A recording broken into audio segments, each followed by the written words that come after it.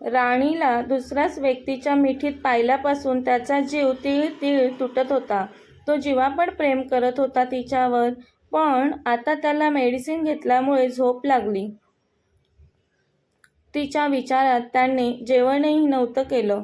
तो राणीला दुसऱ्या व्यक्तीच्या जवळ बघू शकत नव्हता. त्याची राणी फक्त त्याचीच आहे. ती फक्त त्याच्या जवळ असावी असं त्याला वाटत होतं. तिच्यावर दुसऱ्या कोणाची सावली देखील पडू नये असंच वाटायचं त्याला. जगापासून लपवून ठेवता आलं असतं तिला तरी त्याने तिच्यासाठी तेही केलं असतं. होतीच ना तशी त्याची ती नाजूक, छानशी, क्यूट बायको. सम्राटला तिच्या पास्ट लाईफबद्दल काहीच माहिती नव्हतं. पण त्याला कळेल तेव्हा काय. दुसऱ्या दिवशी तो लवकर उठून ऑफिसला निघून गेला. ऑफिसमध्ये आला तरी लक्ष कुठे कामात लागत होतं त्याचं. तिला जाब विचारायचा होता त्याला, पण एवढाही हलक्या विचारांचा नव्हता तो. कधी कधी डोळ्यांनी दिसतं तेच खरं असतं असं नसतं, असा विचार करून तो सत्य शोधून काढणार होता. हे रात्री झोपले लवकर आणि सकाळीही माझ्याशी काही न बोलता लवकर ऑफिसला निघून गेले. नाही म्हटलं तरी सम्राटच्या वागण्यातील बदल पाहून तिला त्रास होत होता. हे नाश्ता न करता ऑफिसला निघून गेले असं सलग 1 आठवडाभर चालू होतं. दोघांमधील दुरावा वाढत चालला होता आणि तोच तिला आता सहन होत नव्हता. त्याला भेटण्याची आतुरता लागलेली. तो समोर आल्यावर त्याच्याशी खूप काही बोलायचं होतं तिला. त्याला विचारायचं होतं तिला, काय झालं? तुम्ही असे का वागताय माझ्यासोबत? पण तो समोर येत नव्हता तिचा फोनही घेत नव्हता. 1 आठवडा होऊन गेलेला. दोघांचेही संभाषण नव्हतं. दोघांमध्ये फक्त दुरावा. एकमेकांच्या आठवणीत विरह निर्माण झाला होता. तिला तर खूपच रडायला येत होतं तिच्यासोबत त्याच्या असं वागण्याचं. हे का माझ्याशी असं वागत आहेत याचं तिला कारण कळत नव्हतं. म्हणून तो दिसावा, भेटावा असंच तिला वाटत होतं. खूप अधीरता निर्माण झालेली तिच्या मनात त्याच्या मिठीत जाण्याची. पण काही केलं तिच्यासमोर येत नव्हता तो. ती काम करत होती ते ऑफिस तर त्याने केव्हाच विकत घेऊन स्वतःच्या मालकीचं बनवलेलं. तो तिच्यासमोर आला नसला तरी तिची क्षणाक्षणाची खबर तो घेत होता त्याच्या माणसांकडून.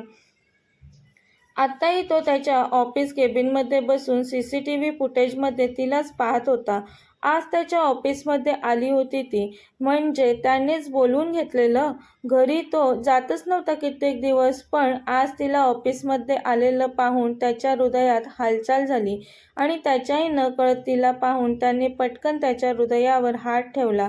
ती तर इकडे तिकडे पाहत तिचं काम करू लागली.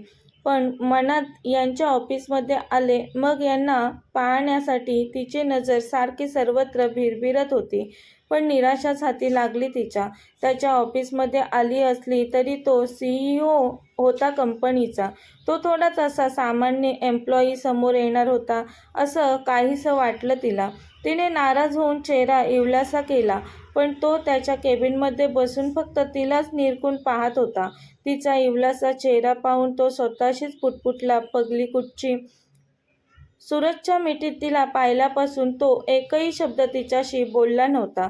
तिला भेटलासुद्धा नव्हता. तिने दुसऱ्याच कोणाला तरी मिठी मारलेली ते आठवून त्याच्या कपाळावर राग जमा झाला. राणी, अशी कशी तू दुसऱ्याच कोणाला मिठी मारू शकतेस? मी खूप प्रेम करतो राणी तुझ्यावर. माझा खूप विश्वासही आहे तुझ्यावर. पण का कुणास ठाऊक मी नाही पाहू शकत तुला दुसऱ्या कोणाही जवळ. तू फक्त माझी आहेस. तू फक्त माझीच असावीस असंच वाटतं मला. राणी ऑफिसमध्ये काम करत असतानाच तेथील लेडीज स्टाफ आपापसात चर्चा करू लागला. तुला माहिती आहे का, आज किती दिवसानंतर आपल्या ऑफिसमध्ये बॉस आलेत. कसले हँडसम दिसत होते ते सकाळी. मी पाहिलं त्यांना. चेहरा रागीट असला तरी खूपच किलर लुक आहे त्यांचा. मला ना खूपच आवडतात बॉस, स्टाफमधील एक मुलगी तिच्या मैत्रिणीला सांगत होती. त्यांना ना मीच पटवणार. दुसरी म्हणते, अगं मी काय कमी आहे का? मीही ट्राय करणार त्यांना पटवण्यासाठी. इतका हँडसम बॉस कोणाला नकोय? त्या दोघी हसत खिदळत बोलत असतात आणि राणी त्यांचं बोलणं ऐकत असते तिथेच. तेवढ्यात पिऊन येऊन राणीला म्हणतो, मॅडम तुम्ही SR कंपनीतून आलात ना? बॉसने बोलवले तुम्हाला. तुम्ही लगेच अर्जंटमध्ये जा बॉसच्या केबिनमध्ये. मॅडम, तुम्हाला सांगतो तुम्ही नवीन आलात या कंपनीत म्हणून. आमचे बॉस खूपच रागीट आणि स्ट्रिक्ट आहेत. त्यांच्याशी नेमकंच बोला बरं का. खूपच रागीट आहेत ते. नाही तर रागवतील तुमच्यावर.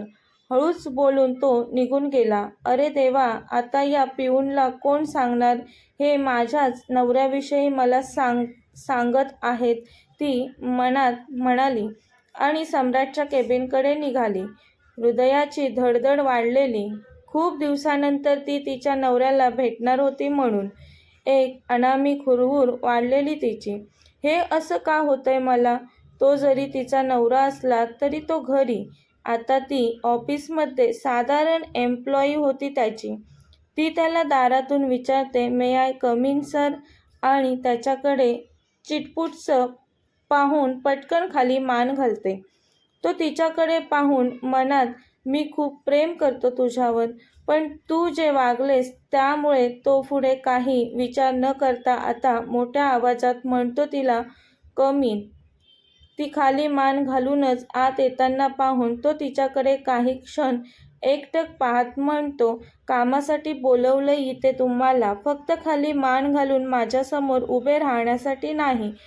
अहो तुम्ही मला का नाही भेटत? ती त्याच्याकडे पाहत म्हणते आता त्याला. तो सरळ तिच्या समोर येऊन उभा राहिला आणि त्याने तिच्या हाताला धरून त्याच्या जवळ ओढलं.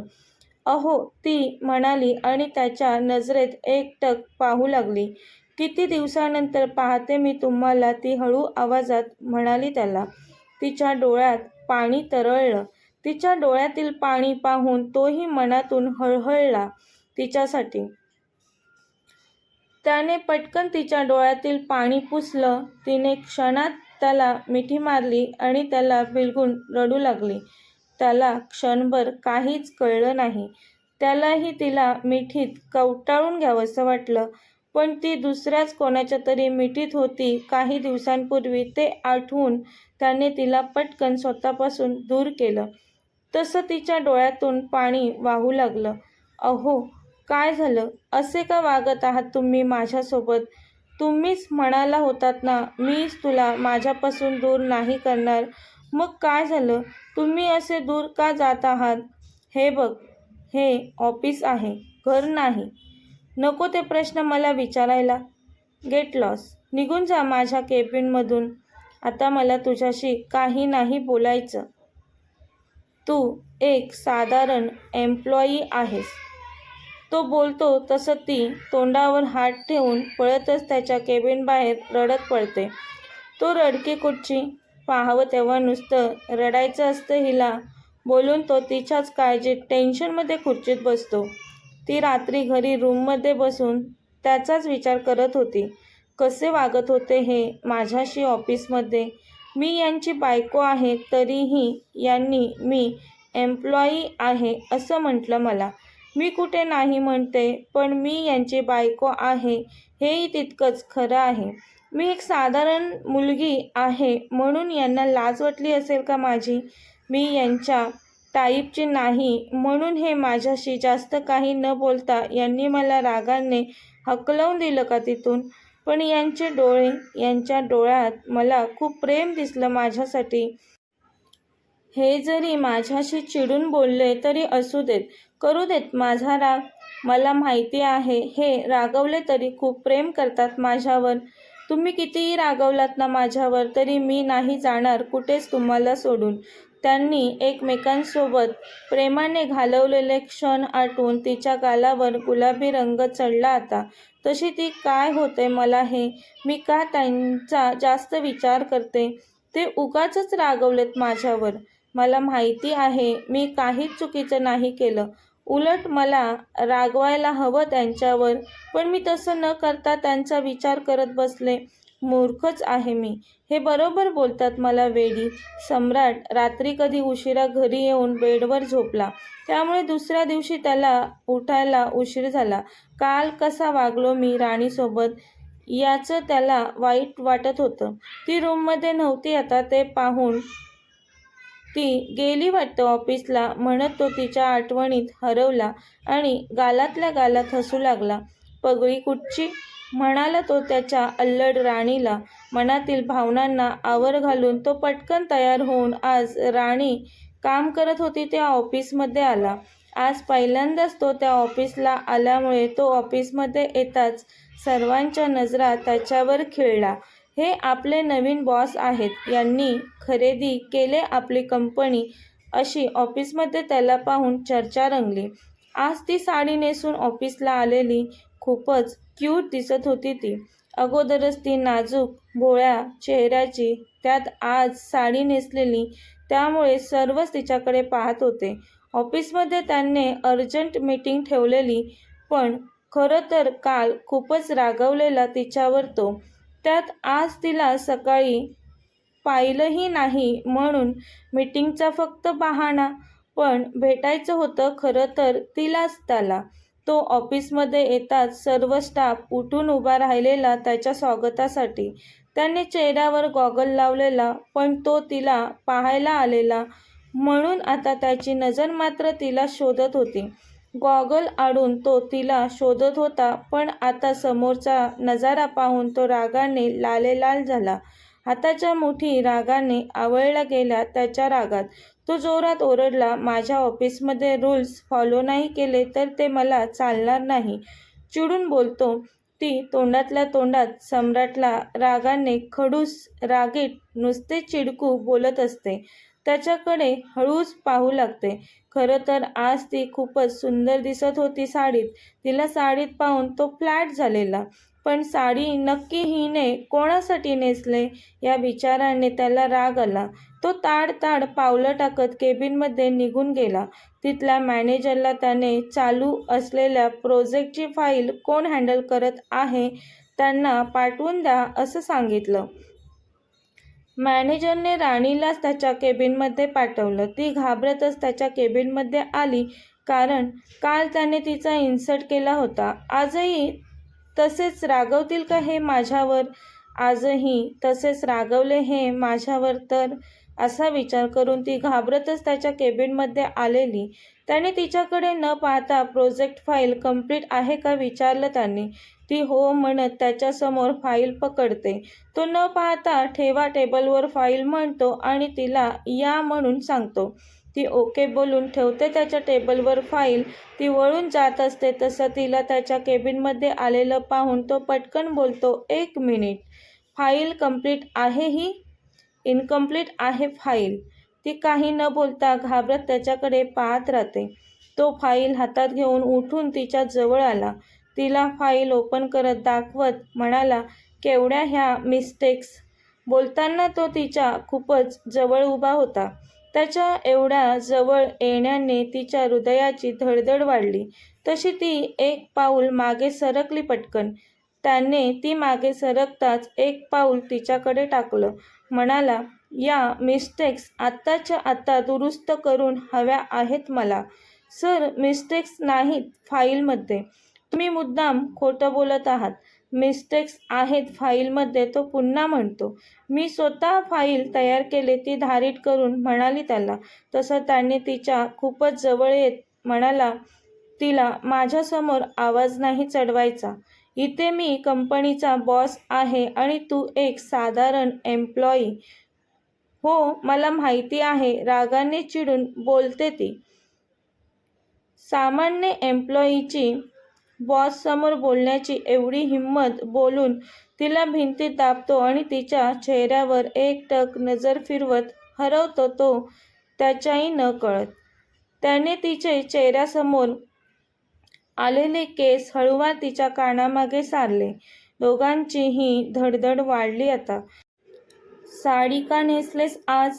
तो तिच्या गालाला त्याचा गाल लावत म्हणाला. ती म्हणाली, मी साडी नेसलेली नाही. आवडलं का तुम्हाला?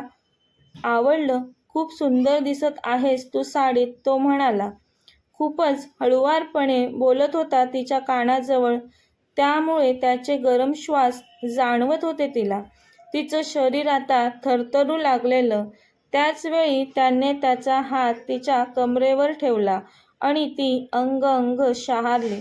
तिला तसं पाहून त्याने ओठ तिच्या मानेवर टेकवले. तो तिला भान हरपून हळूवार किस करू लागला. तसं तिने त्याचं शर्ट पकडून त्याला आणखी स्वतःजवळ ओढलं. तो का नेसलीस राणी साडी? तू सांगितलं नाहीस मला? माझ्याशिवाय आणखी कोणी तुला पाहतं का प्रेमाने? दुसरं कोणी आहे का तुझ्या आयुष्यात? कोणासाठी नेसलीस साडी तू सांग मला? आता तो तिचे खांदे जोरात पकडून तिला विचारत होता. काही वेळापूर्वी ती गोठून गेलेली त्याचा हवाहवासा वाटणाऱ्या स्पर्शात, पण पुढच्या क्षणात तो काय बोलला आहे असा विचार करून ती त्याला जोरात स्वतःपासून दूर ढकलून देते. तसा तो का राग आला? मी खरं बोललो म्हणून तिला विचारतो. अहो, काय बोलता तुम्ही माझ्याबद्दल हे? असं माझ्याविषयी काहीही बोलताना काहीच वाटलं नाही तुम्हाला? अच्छा, काहीही बोलतोय मी? तो खुनशीक हसत म्हणाला तिला. मी स्वतः पाहिलं होतं तुला. तू त्या दिवशी ऑफिसमधून सुटली आणि एका मुलाच्या गळ्यात पडलेली. अहो शी, तुम्ही माझ्याविषयी असा विचार करता बोलून ती रडायला लागली. रडायचं नाटक तू माझ्यासमोर नको करूस, बोलून तो रागाने टेबलवर हात आपटतो. टेबलची काच फुटून काच त्याच्या हातात घुसते. अहो, तुमच्या हाताला जखम झाली. ती त्याच्याजवळ धावत येऊन काळजीने त्याचा हात हातात घेऊन बोलली त्याला. तो तिला धक्का देऊन ढकलून देतो. जा तू त्या मुलाकडे निघून. आजपासून माझ्यासोबत राहण्याची जरूरत नाही. ती त्याचा हात हातात घेत पुन्हा म्हणते, अहो, मी सांगणारच होते तुम्हाला, पण तुम्ही हॉस्पिटलमध्ये ॲडमिट होतात म्हणून नाही सांगितलं. काही दिवसांनंतर सांगेन मी असा विचार केला आणि मी सांगण्याअगोदरच तुम्ही मला माझ्या भावाने मला मिठी मारलेलं पाहिलं. तसा सम्राट, काय भाऊ? तू तर अनाथ आहेस ना? मग भाऊ कसा? अहो, हे मलाही काही दिवसांपूर्वीच कळलं. मला वडील आहेत आणि तुम्ही पाहिलात तो माझा मोठा भाऊ आहे. हे ऐकून आता सम्राटला त्याच्या वागण्याचा पश्चाताप होऊ लागला. तो अतिशय शरमेने राणीला म्हणाला, राणी, सॉरी, खरंच चुकलं माझं. मी तुला तुझ्या भावाच्या मिठीत पाहिलं आणि मला ते सहनच नाही झालं. तू फक्त माझी आहेस राणी. माझा विश्वास होता तुझ्यावर, पण एका मनाच्या कोपऱ्यातून खूप चिडही येत होती मला तुझी.